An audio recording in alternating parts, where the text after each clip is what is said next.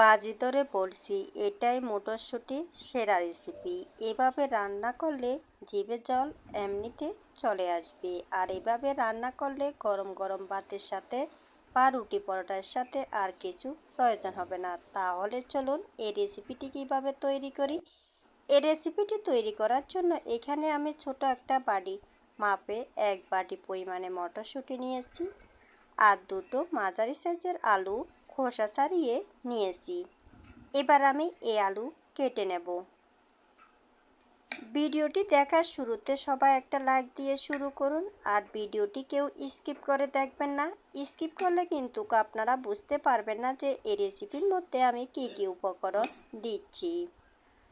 আলু আমি চোখো চোখোভাবে কেটে নিচ্ছি, তবে আলুর সাইজ একটু বড় করে কেটে নিচ্ছি।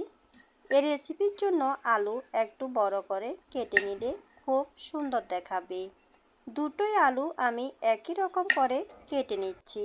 আপনারা যদি মটরশুঁটি এভাবে কোনো দিন রান্না করে না খেয়ে থাকেন, একবার হলো বাসায় ট্রাই করবেন, দেখবেন খুবই ভালো লাগবে। দুটো আলু আমি একই রকম করে কেটে নিয়েছি। দেখুন এরকম সাইজ করে আমি আলুর পিসগুলো কেটে নিয়েছি। এবার একটা বাটির মধ্যে আলুর পিসগুলো তুলে নিচ্ছি। এবার খুব ভালো করে জল পাল্টিয়ে আলুর পিসগুলো ধুয়ে নেব। এবার চুলোতে একটা কড়া বসিয়ে দিলাম। কড়াতে আমি দিয়ে দিচ্ছি জল। এই জলের মধ্যে দিয়ে দিচ্ছি কেটে রাখা আলু। এই রেসিপি রান্না করার আগে আলু মটরশুঁটি আমি ভাপিয়ে নেব। এখানে যে 1 বাটি পরিমাণে মটরশুঁটি নিয়েছি, এর হাফ বাটি মটরশুঁটি আমি দিয়ে দিচ্ছি আর বাকিগুলো রেখে দিচ্ছি। এবার খুব ভালো করে জলের সাথে মটরশুঁটি আলু মিশিয়ে নিয়েছি। এবার দিয়ে দিচ্ছি সামান্য পরিমাণে লবণ। লবণ দিলে কিন্তু মটরশুঁটি আলু খুব তাড়াতাড়ি সিদ্ধ হয়ে যাবে।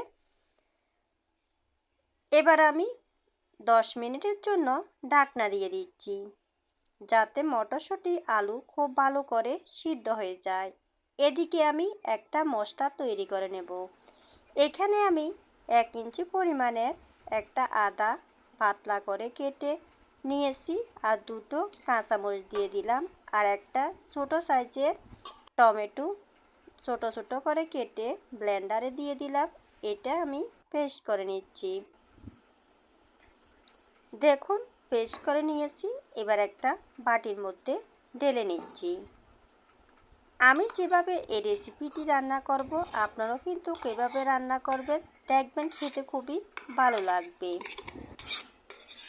একটা বাটির মধ্যে মশলা আমি ঢেলে নিয়েছি।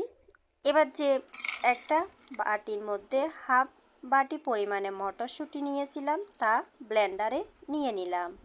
দিয়ে দিচ্ছি সামান্য পরিমাণে কাঁচা ধনিয়া পাতা। এবার মটরশুঁটি ধনিয়া পাতা আমি ব্লেন্ডারে পেস্ট করে নেব। দেখুন ধনিয়া পাতা মটরশুঁটি পেস্ট করে নিয়েছি, তবে একদম মিহিন করে পেস্ট করিনি, একটু আড়াআড়িভাবে পেস্ট করে নিয়েছি। এবার একটা বাটির মধ্যে মটরশুঁটি ঢেলে নিচ্ছি। আমার এই রেসিপিটি যদি আপনাদের ভালো লেগে থাকে তাহলে লাইক কমেন্ট শেয়ার করে দেবেন। আর নতুন কোনো বন্ধু যদি আমার এই রেসিপিটি দেখে থাকেন, অবশ্যই আমার চ্যানেলটাকে সাবস্ক্রাইব করে দেবেন এবং নোটিফিকেশান অন করে রাখবেন। যখনই আমি নিত্য নতুন ভিডিও ছাড়বো প্রথমে আপনাদের কাছে পৌঁছে যাবে। এবার আমি ঢাকনা তুলে নিচ্ছি। দেখুন মটরশুঁটি আলু কিন্তু খুব ভালো করে সিদ্ধ হয়ে গিয়েছে। এই মটরশুঁটির মধ্যে যে জল দিয়েছি এই জল আমি ফেলে দেব না। আরও 2 থেকে 3 মিনিট আমি চুলোর আঁচটা বাড়িয়ে দিয়ে জাল দিয়ে নেব। মটরশুঁটি থেকে আমি জল শুকিয়ে নিয়েছি। এবার এই মটরশুঁটি আলু একটা পাত্রের মধ্যে ঢেলে নিচ্ছি। এবার চুলোতে একটা কড়া বসিয়ে দিয়েছি। কড়ার মধ্যে দিয়ে দিলাম 2 চামচ পরিমাণে তেল। এই তেলের মধ্যে দেওয়ার জন্য কিছু গোটা মশলা নিয়েছি। এখানে হাফ চামচ পরিমাণে গোটা জিরে, 2 টুকরো দারচিনি, 3টে এলাচ আর একটা তেজপাতা নিয়ে নিলাম।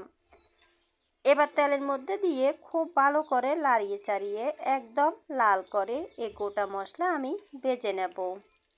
এবার এখানে আমি দিয়ে দিচ্ছি দুটো শুকনো মরিচ। গোটা মশলার সাথে শুকনো মরিচও কিন্তু খুব ভালো করে ভেজে নেব। যেহেতু এটি নিরামিষ রেসিপি, তাই শুকনো মরিচটা দিলে খেতে খুবই ভালো লাগবে। গোটা মশলা আমি একদম লাল করে ভেজে নিয়েছি। এবার এখানে আমি দিয়ে দিচ্ছি যে মশলা পেস্ট করে নিয়েছি তা দিয়ে দিলাম।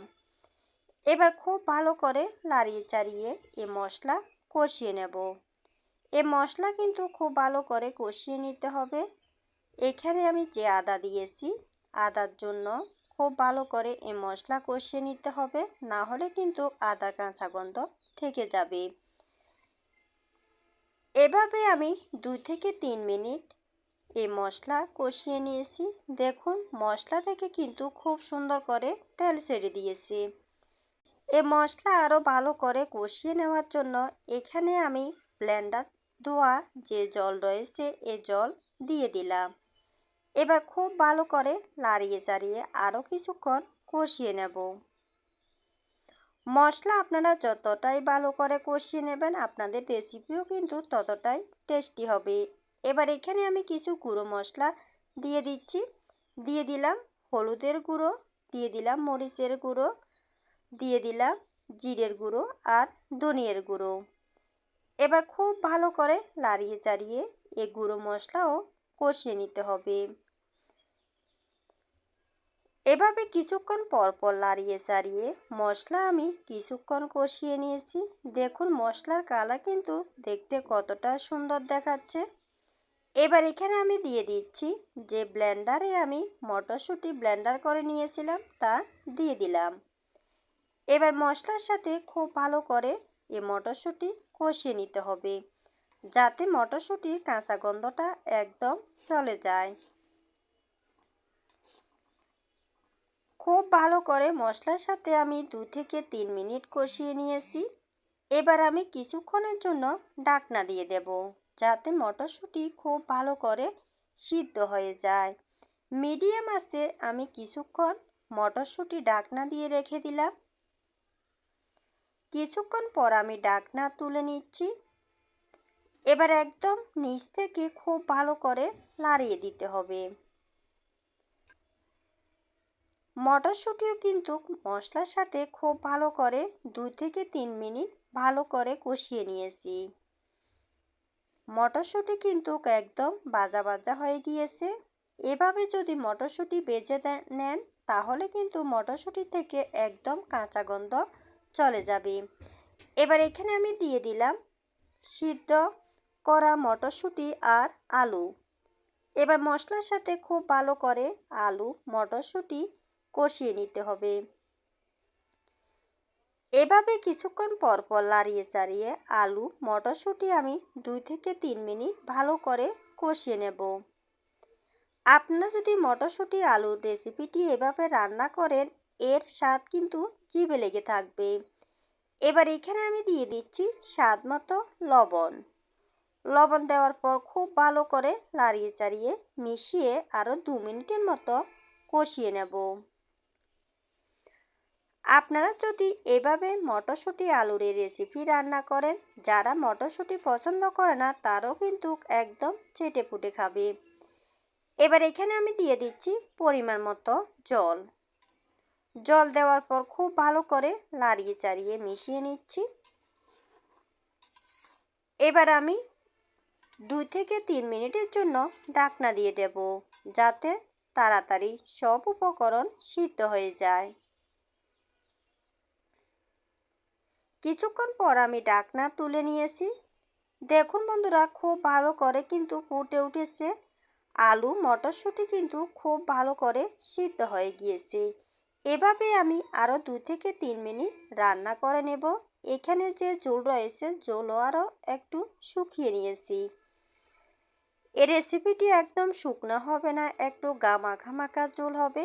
দেখুন এরকমভাবে আমি নামিয়ে নেব। এবার আমি চুলোর আঁচটা বন্ধ করে দিলাম। চুলোর আঁচটা বন্ধ করে দেওয়ার পর এখানে দিয়ে দিচ্ছি 1 চামচ পরিমাণে গরম মশলার গুঁড়ো। গরম মশলার গুঁড়ো দেওয়ার পর খুব ভালো করে নাড়িয়ে চাড়িয়ে মিশিয়ে নিতে হবে। আজ এ পর্যন্তই বন্ধুরা, সবাই ভালো থাকবেন, সুস্থ থাকবেন। আবার চলে আসবো নতুন একটা রেসিপির সাথে। আমার এই মটরশুঁটির রেসিপিটি আপনাদের কেমন লেগেছে অবশ্যই একটা কমেন্ট করে জানাবেন। আর যদি ভালো লেগে থাকে অবশ্যই বাসায় ট্রাই করবেন। ধন্যবাদ সবাইকে। সবাই ভালো থাকবেন, সুস্থ থাকবেন।